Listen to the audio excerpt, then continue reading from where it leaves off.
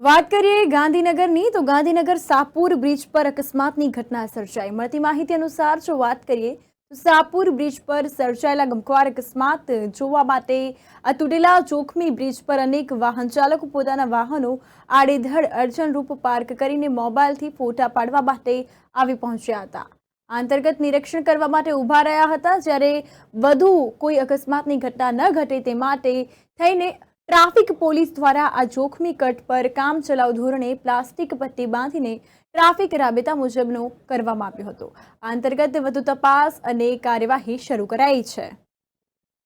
અંતર્ગત વાત કરવામાં આવે તો અકસ્માતોના બનાવ સતત વધી રહ્યા છે। ક્યાંક ને ક્યાંક આમાં તંત્રએ પણ ધ્યાન લેવું જોઈએ તેવું લોકો કહી રહ્યા છે। વાહન ચાલકોની પણ આ અંગે માંગ ઉઠવા પામી છે, ત્યારે તૂટેલા જોખમી બ્રિજ પર અનેક વાહન ચાલકોને ભારે અડચણ પડતી હોય છે તેવું તે જણાવી રહ્યા છે।